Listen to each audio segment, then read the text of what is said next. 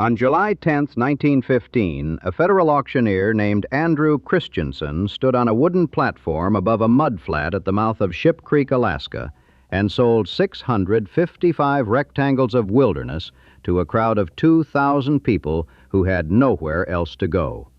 The lots went for between $25 and $800 apiece. Total revenue, $148,000.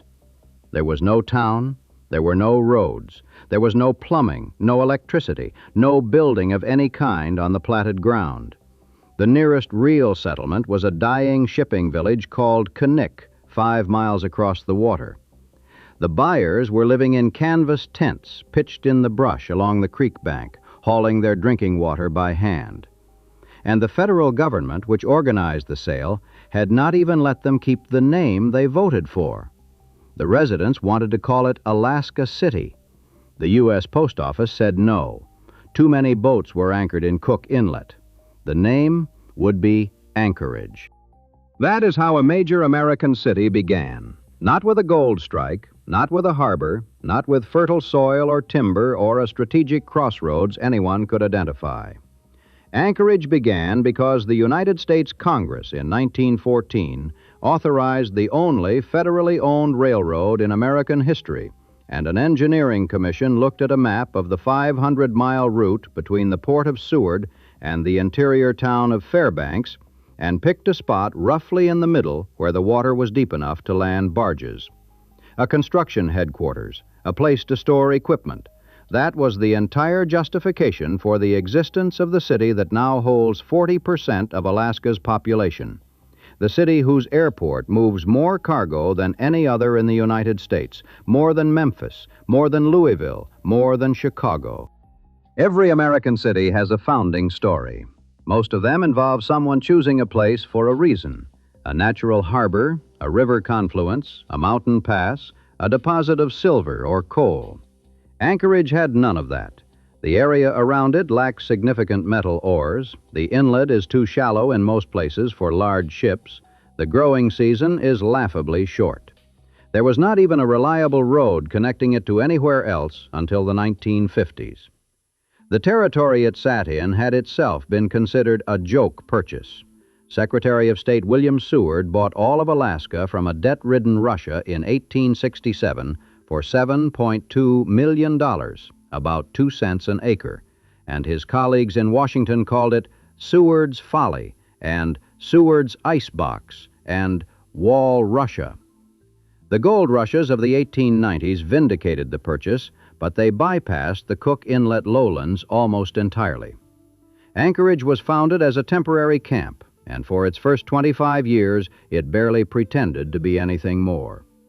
And yet it became not only the largest city in the largest state, but one of the most important logistics nodes on Earth. The story of how that happened is a story about what occurs when a place with no inherent reason to exist keeps getting struck again and again by events so large they reshape entire continents. And somehow, each time, instead of being destroyed, the city gets bigger. Frederick Mears, the Army engineer Congress put in charge of the railroad's central section, arrived at Ship Creek in late April 1915 to find more than 2,000 people already camped in the brush, living in ragged tents under conditions that were starting to breed disease. They had come from everywhere: miners who had missed the Klondike rush, laborers from Seattle and San Francisco, merchants hoping to set up shops. Mears and Christensen, the government land officer, worked fast. They surveyed a 350-acre town site on the bluff above the creek, laid out a rigid grid of streets and avenues, and organized the lot sale that would determine who could stay and who had to leave the flats. President Woodrow Wilson himself had signed the order selecting this particular route just 3 months earlier. Wilson also stipulated one unusual condition: any landowner caught violating prohibition would forfeit their lot. Anchorage was to be an orderly city, a government city, a city of straight lines and right angles, imposed on a wilderness that had known only seasonal camps of Dena'ina Athabascans for 1,000 years before that. The prices at the auction tell you what people thought of the place. Leopold David, who would become Anchorage's first mayor, paid $575 for his lot, about $15,000 in today's money. A woman named Della Watson bought 2 lots way out on 9th Avenue at L Street for $25 each. The closer to the railroad yards and Ship Creek you were, the more valuable the land. The farther from that one employer, the federal government, the less anyone was willing to pay for dirt they would have to haul water to. And that was the essential problem. For its first quarter century, Anchorage was a company town, and the company was the Alaska Railroad, and the railroad was owned by Washington. The population crawled. By 1920, when the city incorporated, it had 1,856 residents, fewer than the number who had shown up at the lot auction 5 years before. Many of those early buyers had come for the railroad jobs, discovered what an Alaskan winter felt like, and left. The Anchorage Hotel went up that year, and the Anchorage Daily Times had begun publishing in 1917. But the town had the feel of an outpost sustained by a single payroll. By 1930, the population had grown to just 2,277. The economy revolved entirely around the railroad, and the railroad's Swedish-born general manager, Colonel Otto Olson, ran it for nearly 2 decades with a paternalistic grip that made residents feel like tenants in their own city. Olson controlled hiring, housing, and freight schedules, and by extension, most of the commercial life that depended on them. The railroad didn't turn a profit until 1938, Olson's doing, accomplished through relentless cost-cutting. It was an achievement, but it also underscored how marginal the enterprise was. The Alaska Railroad was completed from Seward to Fairbanks in 1923. President Warren Harding drove the Golden Spike at Nenana that July, 4 days before he fell ill on his return trip and died in San Francisco. And for the next 15 years, Anchorage existed essentially to service a railroad that barely broke even. In 1935, the federal government tried to inject life into the region by establishing the Matanuska Valley Colony, transplanting 200 farm families from economically devastated counties in Michigan, Minnesota, and Wisconsin to homestead in the valleys north of Anchorage. The colony struggled but survived, and it brought attention to a territory most Americans couldn't find on a map. By 1939, a full quarter century after its founding, Anchorage's population stood at 4,229, a number that would have been unremarkable for a county seat in rural Kansas. But something was already changing. Aviation was rewriting Alaska's internal geography. The first flights out of Anchorage had launched from the firebreak south of town, today's Delaney Park Strip, which residents also used as a golf course. In 1929, Mayor J.J. Delaney established Aviation Field, later renamed Merrill Field, in honor of Russell Merrill, a pioneering pilot who vanished over Cook Inlet that same year and whose body was never found. The Anchorage Woman's Club raised the funds for a revolving light beacon on a steel tower at the field in his memory. By the mid-1930s, Merrill Field was one of the busiest airfields in the country, not because Anchorage was important, but because Alaska was enormous and had almost no roads. In 1932, a bush operator named Linnaeus Mac McGee started McGee Airways out of Anchorage. 12 years later, it would become Alaska Airlines. Bush pilots were the connective tissue of the territory. Aviation wasn't a luxury. It was the only way to move people and supplies across a landmass twice the size of Texas. This was the first hint of a pattern that would define Anchorage's future. The city's significance would never come from what was in it, or even what was near it, but from where it sat on the map. Geography would do what industry and commerce could not. The first great external shock arrived on December 7, 1941. Japan's attack on Pearl Harbor transformed Alaska overnight from a territorial afterthought into a strategic frontier. Anchorage's population in 1940 was 3,495.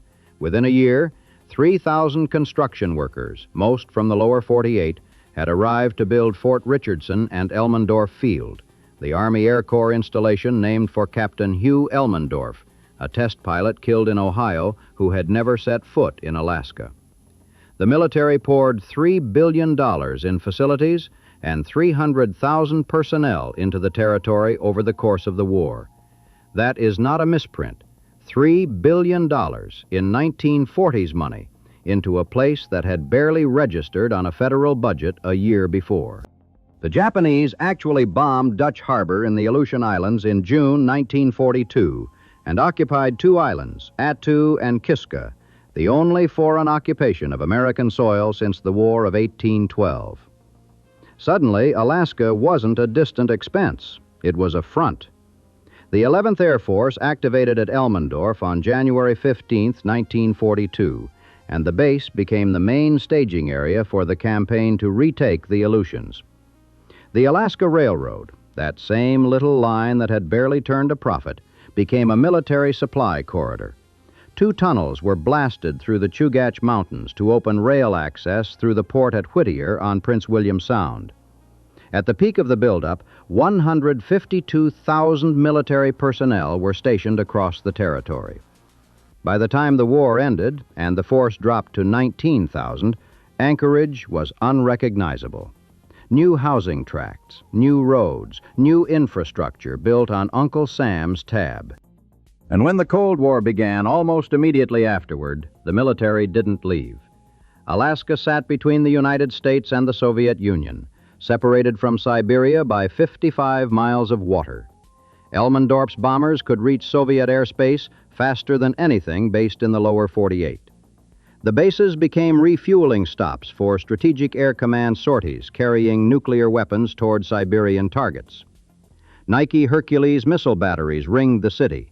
One sat on a hilltop directly overlooking Anchorage and wasn't deactivated until 1979. That site is now Kincaid Park, where families go cross-country skiing. The first traffic lights on 4th Avenue weren't installed until 1949, a detail that captures just how fast the change happened. This was a town that went from no traffic lights to nuclear missile defense in a single decade. The population, which had been 3,495 in 1940, hit 47,000 by 1950, a 13-fold increase. It was the fastest growth any American city had experienced outside of wartime boom towns that vanished when the contracts ended. Anchorage did not vanish. It was during this post-war surge that Anchorage got the building that announced for the first time that someone believed the city would last. Austin Cap Lathrop was Alaska's first millionaire, an industrialist and media mogul who owned radio and television stations, movie theaters, coal mines, and a commercial fishing operation. In the late 1930s, Lathrop commissioned B. Marcus Prudhoe, the Seattle architect famous for designing the Pantages Theater in Hollywood, to draw plans for a movie palace on 4th Avenue. Prudhoe, working with associate architect A. Poreka and the Los Angeles interior designers Anthony Heinsbergen and Frank Baumann, produced something astonishing: a 960-seat Art Deco theater finished in silver and gold bas-relief murals depicting Alaska's commercial and industrial history, with the Big Dipper and the North Star twinkling in tiny lights on the ceiling, and a gold leaf mural of Mount McKinley, now called Denali, dominating the lobby where 200 people could wait out of the cold. Lathrop, who considered concession stands unseemly, refused to include one. Kids who wanted candy before the movie had to walk down to the Woolworths at the end of the block. Construction began in 1941 and then halted for the war. When the 4th Avenue Theater finally opened on May 31, 1947, with a gala screening of The Jolson Story, it was the most sophisticated building in Alaska, an Art Deco jewel set down at the edge of the known world, 6 years after the style's heyday, 1,200 miles from the nearest American city of any real size. It was an act of faith in the form of architecture. Experts would later call it the culmination of the Art Deco movement in the United States. That it was built in Anchorage, Alaska, in a town that had been canvas tents 32 years earlier, says something about the particular madness that drives the people who decide to make a city where there shouldn't be one. By 1960, the city's population had reached 44,237. Anchorage had its first traffic lights, its first television station, a new international airport that had opened in 1951, and the Seward Highway connecting it to the Kenai Peninsula. Alaska had become the 49th state on January 3, 1959. It was a real city now, small by lower 48 standards, but unmistakably permanent, with schools and churches and a downtown commercial district running along 4th and 5th Avenues. And then the ground move. At 5:36 on the evening of Good Friday, March 27, 1964, a fault line 600 miles long ruptured beneath Prince William Sound, 75 miles east of Anchorage. What followed lasted 4 minutes and 38 seconds. A magnitude 9.2 earthquake, the most powerful ever recorded in North America, the second most powerful ever recorded anywhere on Earth. The energy released was equivalent to 400 times the total of every nuclear bomb ever detonated up to that point. Anchorage was built on glacial silt. When the shaking began, the ground turned to liquid. Eyewitnesses described paved roads rising and falling like ocean swells, the asphalt splitting apart, water shooting up through the cracks. Inside houses, the rolling was so violent that kitchen cabinets on one side of the room flew open and hurled their contents across the floor. Then the house rolled the other way, and the cabinets on the opposite wall opened and sent cans and boxes flying in the other direction. One survivor at Barrett's Office Supply on 5th Avenue, next to the Club Paris restaurant, recalled only the deafening roar, a sound that blotted out everything else. It went on for 4 minutes and 38 seconds. That is an extraordinarily long time when the earth is trying to tear itself apart beneath your feet. The Turn-Again neighborhood, one of the city's finest residential areas, slid toward the sea on a slick of destabilized clay called the Bootlegger Cove Formation. 75 homes rode the collapsing bluff like ships in a slow-motion shipwreck, originally sitting 250 feet above sea level, now at sea level. The destroyed area would later become Earthquake Park. On Government Hill, the elementary school split in 2 jagged pieces. And on 4th Avenue, Cap Lathrop's 4th Avenue, where the theater still stood, the north side of the street dropped 11 feet in response to 14 feet of horizontal movement. The Denali Theater's marquee, which had been at the 2nd story level, sank until it rested on the sidewalk. A man sat at a desk on the collapsed side of the street beside hi-fi sets moved from a demolished store, the equipment arranged in a neat row on what had been, hours earlier, the middle of a functioning road. The 5-story J.C. Penney building at 5th and D lost its concrete facade. Enormous slabs studded with decorative pebbles crashed onto the cars below, showering the street like rock-hard hailstones, trapping the people inside. The newly completed 4 Seasons apartment building on 9th Avenue, still unoccupied, pancaked into rubble, its concrete elevator shafts jutting up like broken teeth. The concrete control tower at Anchorage International Airport collapsed, killing the controller on the top floor. The quake killed 139 people across south-central Alaska and caused over $300 million in damage, north of $2 billion in today's money. Entire blocks of downtown Anchorage were destroyed. Martial law was declared. Soldiers patrolled the wrecked streets. A banner hanging over 4th Avenue, an advertisement for a local production of a play called Our Town, survived the quake and hung there in the wreckage, a detail so perfectly ironic that no scriptwriter would dare invent it. And for a few weeks, serious people asked a serious question. Should Anchorage be rebuilt at all? The answer came from a Kansas farm boy who had arrived in Alaska in 1940 at the age of 20 with 37 cents in his pocket. Walter Wally Hickel had taught himself carpentry, plumbing, and electrical work, built houses in the Spenard neighborhood, and leveraged the profits into a construction company and a real estate empire. In 1958, he had opened the Northern Lights Shopping Center, the first in Alaska, and installed the state's first escalator, which cost him $90,000, and which children rode all day long while a sign at the bottom read, "Leaving Anchorage, arriving Spenard," and a sign at the top read, "Leaving Spenard, arriving Anchorage," because the city limits ran right through the building. After the earthquake, Hickel surveyed the devastation and made a decision that was either visionary or insane. He would build Alaska's biggest and finest hotel in the heart of the destruction zone. The site he chose sat just inside the high hazard area, near the L Street slide, where the ground had dropped 7 to 10 feet. Engineers called it unstable. Hickel had commissioned his own geological survey 6 years earlier and knew the ground beneath that particular spot was solid. He went ahead. Construction on the Hotel Captain Cook continued through the winter of 1964 to 65, and the 125-room first tower opened in July 1965, the first major building erected in downtown Anchorage after the earthquake. Hickel named it for Captain James Cook, the British explorer who had sailed into Turnagain Arm in 1778, within sight of the spot where the hotel now stood. The teak decking throughout the first tower came from the decommissioned battleship USS Colorado. A second 15-story tower followed in 1972. A third, 18 stories, in 1978. Today, the hotel has 546 rooms, a crow's nest restaurant on the top floor with 360-degree views of the Chugach Mountains and Cook Inlet, a 10,000-bottle wine cellar, and its status as Alaska's only 4-star accommodation.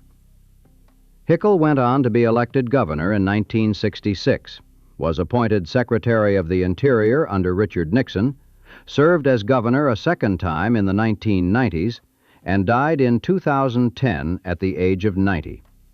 But the thing that mattered most was the hotel, because the hotel was a bet, placed with borrowed money on unstable ground in a broken city, that Anchorage had a future. And the bet was right. Other developers followed. Dan Cuddy built the First National Bank at 5th and G. The downtown began to climb back. 4 years after the earthquake, the next external shock arrived, the biggest one yet. It almost didn't happen. A petroleum geologist named Tom Marshall, working for the brand-new state government, had been studying maps of Alaska's Arctic coast and noticed that the geology around a remote stretch of frozen shoreline called Prudhoe Bay reminded him of the big oil basins he had seen in Wyoming. He pushed the state to select Prudhoe Bay as part of the land Alaska was entitled to under the Statehood Act. Governor Bill Egan was skeptical. His reported reaction, "Doesn't he know it's frozen?" Marshall kept pressing. In April 1967, a consortium led by Atlantic Richfield Company began drilling Prudhoe Bay State Well Number 1. For weeks, the well produced nothing interesting. Then they tested the pressure. A geologist on site named Gil Mull recalled the moment. A burst of gas so powerful it sounded like a jet engine overhead, shaking the rig, a roar that went on and on. The crew ignited the gas. A 50-foot flare burned in the darkness of the North Slope sky for more than 8 hours. On March 13, 1968, Arco and Humble Oil announced the discovery, an estimated 9.6 billion barrels of recoverable crude, nearly twice the size of the East Texas field. It was the largest oil discovery in North American history. Tom Marshall, who still lives in a brown house in Anchorage, has an award on his living room wall that reads, "For professional discernment and courageous foresight." The problem was getting it out. Prudhoe Bay sat on the frozen edge of the Arctic Ocean, accessible by neither road nor rail. In September 1969, the state of Alaska held a lease sale for 179 parcels of land around the field. Oil companies bid $900 million in a single day for drilling rights in a place reachable only by air. The state had never seen that kind of money. Many believed the legislature spent it too quickly. That suspicion would eventually lead to the creation of the Permanent Fund. But first, someone had to build a pipeline. Environmental lawsuits and the claims of Alaska Native communities tied up the project for years. $100 million worth of 48-inch steel pipe shipped from Japan arrived in Valdez in September 1969 and sat rusting in the port for more than 5 years while the legal battles played out. Then, in October 1973, the Arab oil embargo hit. Overnight, Alaskan oil, which some estimated could cut American imports by 1/3, became a national security priority. President Nixon signed the Trans-Alaska Pipeline Authorization Act, which barred any further legal challenges, and construction began in March 1975. The Trans-Alaska Pipeline was the largest private construction project in American history.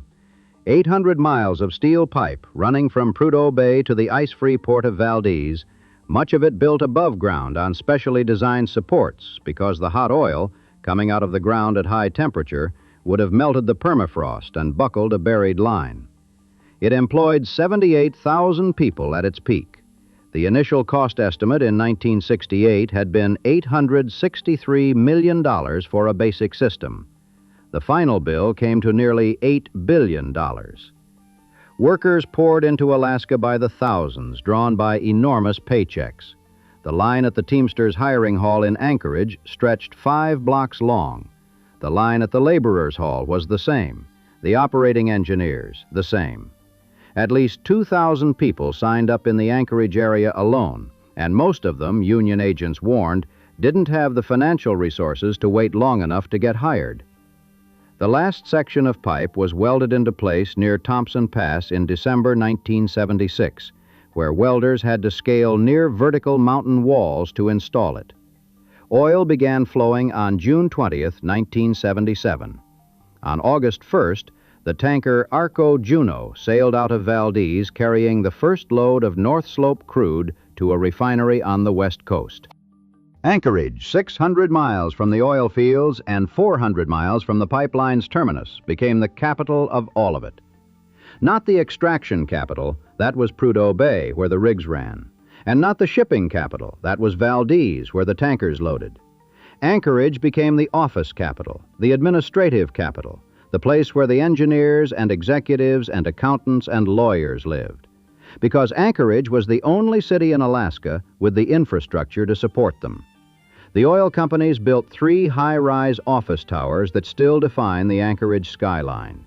The most prominent, originally called the Arco Tower, was designed by the Luckman Partnership of Los Angeles in collaboration with the local firm Harold Wirram and Associates.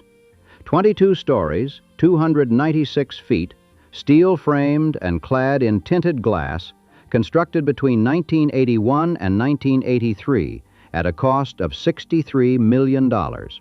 It is the tallest building in Alaska. Today it bears the name of the ConocoPhillips Corporation, which acquired Arco's Alaska operations. It sold in 2013 for $104 million. A building that exists in Anchorage for the same reason the city itself exists. Not because of anything in the ground beneath it, but because of something hundreds of miles away.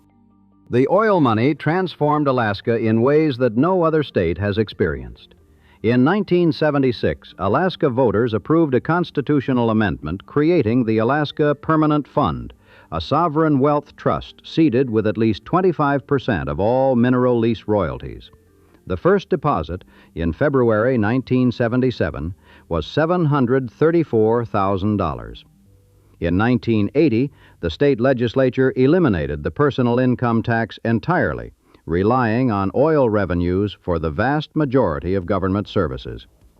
In 1982, every eligible Alaska resident received a dividend check from the Permanent Fund, $1,000, regardless of age, regardless of how long they had lived there. The fund has paid dividends every year since. The lowest was $331 in 1984. The highest was $3,284 in 2022. As of mid-2026, the Permanent Fund's total assets exceed $91 billion. Anchorage's population, which had been 48,000 in 1960, exploded. By 1975, when the city merged with its surrounding borough, the combined population was 126,385. By 1980, it was 184,775. Oil revenues funded civic projects at a pace that would have been unimaginable a generation earlier. A performing arts center that cost $76 million, a new library, a convention center, a sports arena.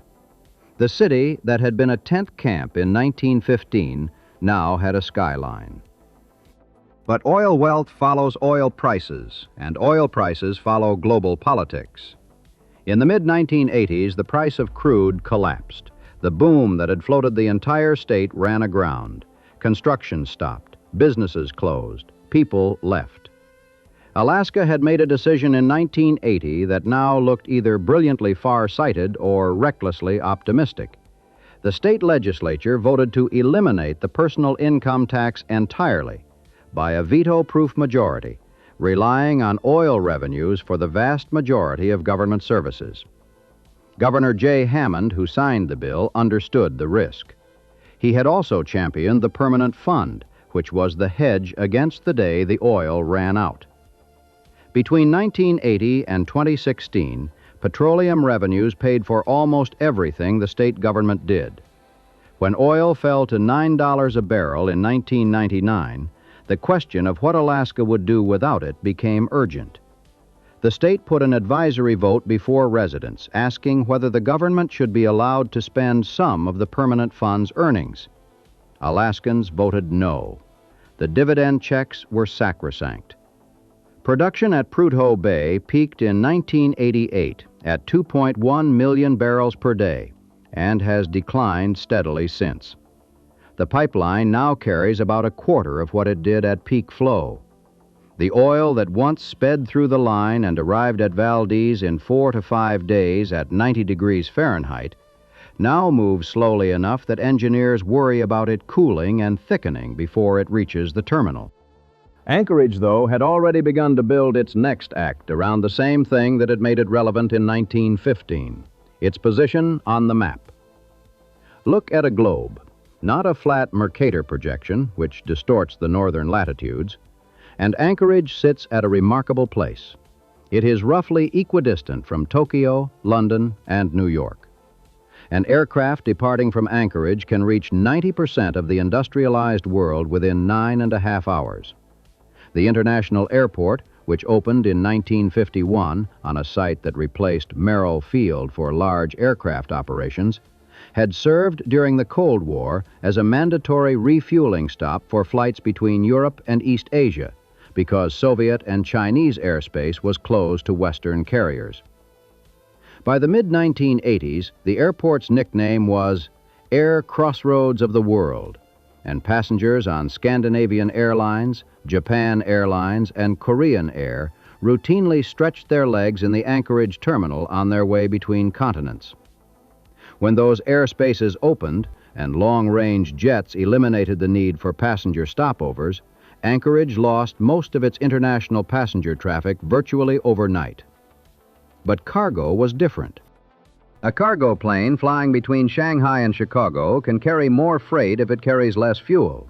If it lands at Anchorage, refuels, swaps crews, and takes off again, it can fill its hold with payload instead of topping off its tanks for a nonstop crossing. The math is simple and relentless. FedEx and UPS both operate major hubs at the Anchorage airport. FedEx's facility can process 13,400 packages per hour and employs more than 1,200 people. On a typical day, 6 Boeing 747 freighters head out for Amazon's hub in Cincinnati, 30 UPS wide-body operations, 17 FedEx operations. Korean Air, Cathay Pacific, China Southern, Nippon Cargo, Atlas Air, the world's freight passes through Anchorage because geometry says it should. 80% of the airport's revenue comes from cargo. It never closes for snow. The ground crews work around the clock, and they are proud of that record.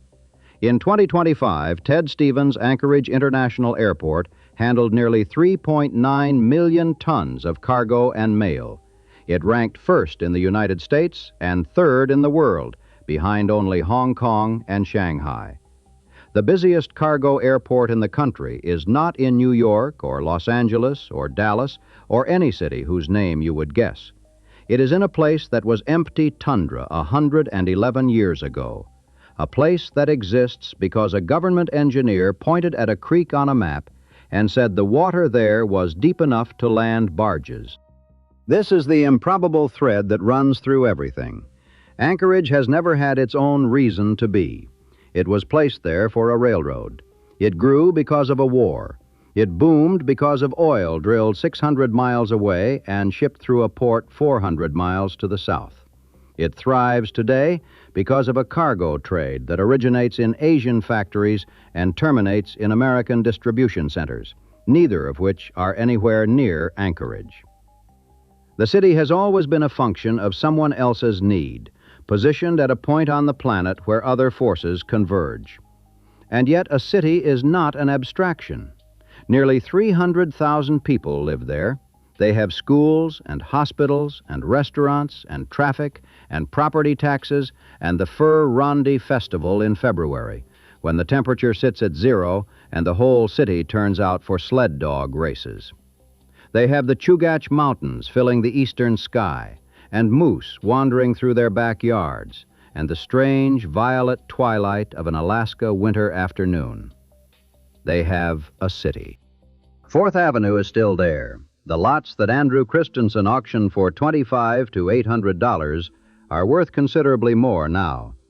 The block where Cap Lathrop's theater stood, the block with the gold-leaf Denali mural and the twinkling Big Dipper ceiling and the love seats at the end of every other row, is an empty lot. The theater survived the 1964 earthquake without structural damage. It survived decades of neglect afterward. It did not survive the economics of 2022. The building was demolished in December of that year, despite a last-ditch campaign by preservationists and a letter from the State Historical Commission that never reached the governor's desk. A $200 million mixed-use development was proposed for the site, with plans to partially reconstruct the theater's facade and its famous vertical sign. As of now, the lot is still vacant. The ConocoPhillips building still stands at 700 G Street, reflecting the Chugach Range in its tinted glass. The Hotel Captain Cook still anchors the western edge of downtown, its 3 towers in their distinctive mustard-colored panels, the teak from the battleship Colorado still underfoot in the first tower's corridors. Ship Creek still runs below the bluff, past the railroad yards into Cook Inlet, the same creek that 2,000 people in canvas tents hauled their water from in the spring of 1915. Overhead, wide-body freighters from Osaka and Shenzhen and Incheon bank into their final approach, carrying the goods of a globalized economy through the one piece of American airspace where the geometry of the earth bends in Anchorage's favor. No one planned this city. No one predicted it. No one, standing on that mudflat in July 1915, watching a government auctioneer sell dirt to people who had nowhere else to go, could have imagined what this place would become, or how it would get there, or what improbable chain of wars and earthquakes and oil strikes and trade routes would carry it from a tent camp to the busiest cargo airport in the United States. They just bought the lots. They hauled the water. They started building. The lots on 9th Avenue, the ones Della Watson bought for $25 each, are inside the city limits of a metropolis now. The streets are still straight. The grid that Frederick Mears and Andrew Christensen laid down in 1915 still governs the downtown. The angles are still right. The mud is under asphalt, and the asphalt is under the wheels of 300,000 lives that shouldn't be here, in a city that shouldn't exist, at the top of a world that turned out to need it.